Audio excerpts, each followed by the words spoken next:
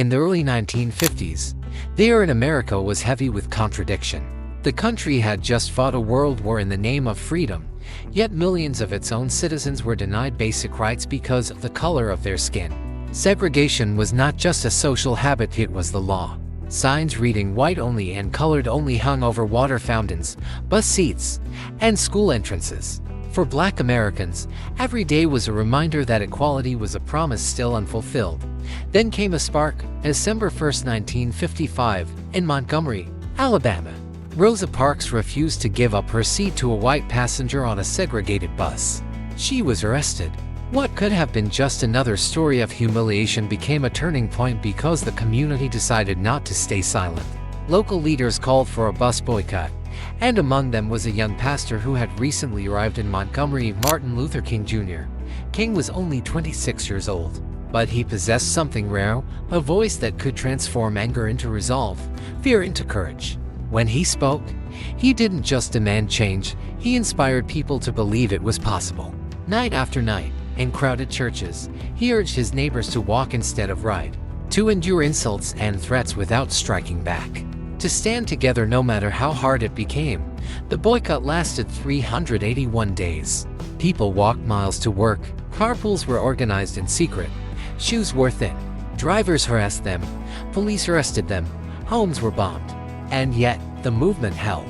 The Supreme Court eventually ruled that bus segregation was unconstitutional, and the victory sent a clear message: organized, nonviolent resistance could dismantle unjust laws. But this was only the beginning. Across the South, Jim Crow laws still dictated where Black people could eat, sleep, learn, and live. King and others knew the fight had to expand. They created the Southern Christian Leadership Conference, a network that would coordinate protests, marches, and voter registration drives.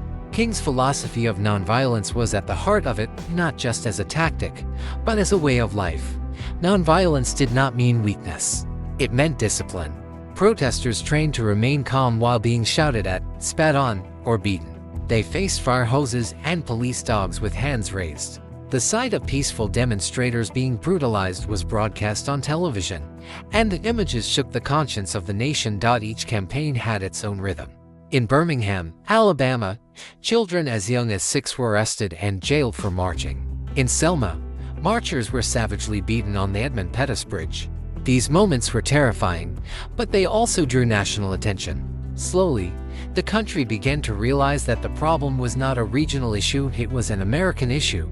King traveled constantly, speaking to packed churches, to small-town crowds, to students on northern campuses. He reminded them that the movement was not about revenge, but about building a society where everyone could share in the promise of freedom.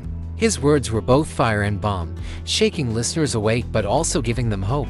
The March on Washington in 1963 became the crescendo of this first phase of the struggle. More than 250,000 people gathered at the Lincoln Memorial, and King delivered what would become his most famous speech. He spoke of a dream where children would be judged not by the color of their skin but by the content of their character. He painted a vision so clear that it still echoes decades later. Yet, even as laws began to change, the dangers grew. Churches were bombed. Civil rights workers were murdered. King himself was arrested multiple times. Still, he refused to call for violence. He insisted that love was more powerful than hate, that justice was worth the risk. The passage of the Civil Rights Act of 1964 and the Voting Rights Act of 1965 marked huge victories. Segregation was outlawed. Barriers to voting were struck down. But King warned that the work was not over. Poverty, inequality, and racism still lived in the fabric of the country. After the passage of the Voting Rights Act, Martin Luther King Jr. faced a difficult question: what next? The laws had changed, but the daily lives of millions of Black Americans were still marked by poverty, discrimination, and fear. King saw that the fight for civil rights could not stop at the ballot box. It had to confront the deeper economic inequalities that kept communities trapped in cycles of hardship. He began to speak out not just against segregation, but against poverty, joblessness, and poor housing. He called for what he described as a revolution of values, a transformation of the entire society, where wealth and opportunity were shared more fairly. This shift made some allies uneasy. Challenging Jim Crow was one thing, but questioning the economic structure of the country was another. King also became a strong voice against the Vietnam War. He could not stay silent as young men, many of them poor and black, were sent to fight and die overseas while their families struggled at home. His speeches against the war were passionate and clear. He argued that a country spending billions on bombs while ignoring poverty was betraying its moral compass. These words cost him political support. Some newspapers turned against him, some donors pulled away, and even President Johnson, who had signed the Civil Rights Act, distanced himself from King. But King's commitment never wavered. He launched the Poor People's Campaign, a movement to unite poor Americans of all races.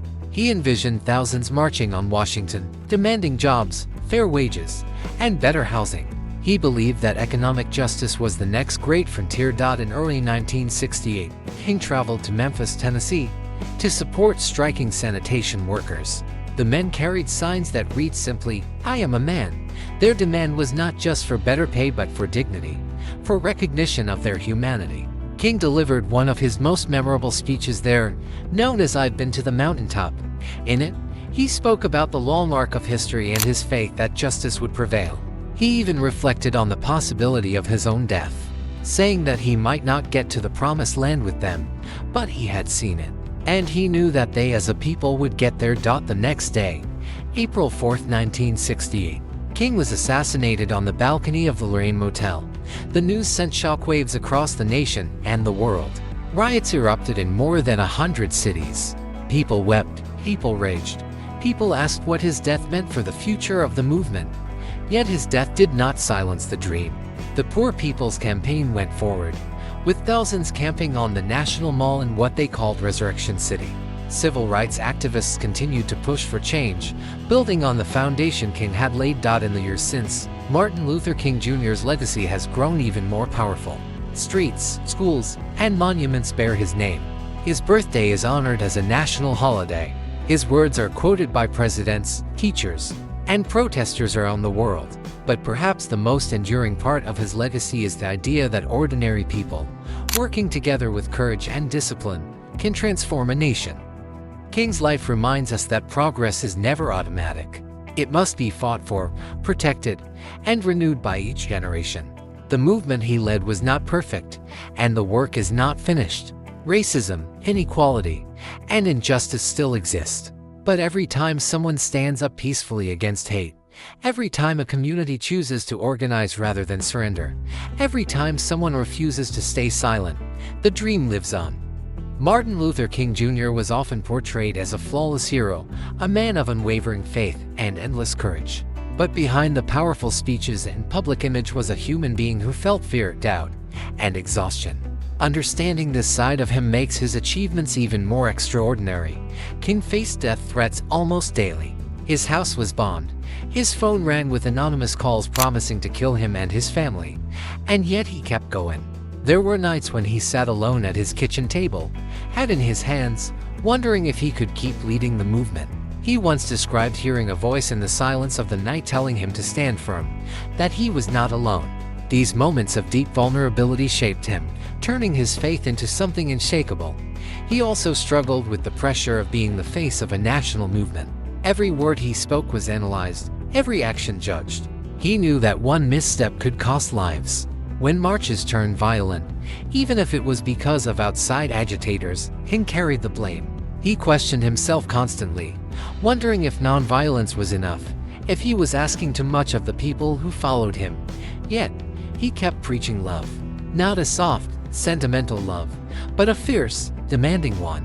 He urged people to love their enemies, not because it was easy, but because it was the only way to break the cycle of hate. He believed that hate dehumanized not only the victim but also the one who hated. To him, nonviolence was not passive, it was an active, courageous choice to fight evil without becoming it. King's humanity made him relatable. He laughed with his friends, played with his children, got angry at injustice, and sometimes felt crushed by the weight of his mission.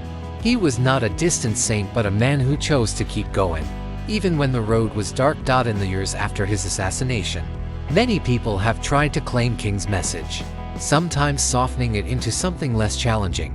But if you listen closely to his words, you hear a man who called for deep transformation, not just polite reform. He wanted a world where everyone had dignity, where justice was not a privilege but a guarantee. The story of Martin Luther King Jr. is not just history, it's a challenge. It asks us what we are willing to risk for what is right. It reminds us that real change often requires sacrifice, that progress can be slow and painful, but that it is always possible. When we remember King, we are not just honoring a man. We are keeping alive a dream that we must keep working toward, even when it feels far away. The fight for equality did not end in the 1960s. It continues wherever there is injustice, discrimination, or silence in the face of wrong. If King could stand in the face of hatred and choose courage, then we can too.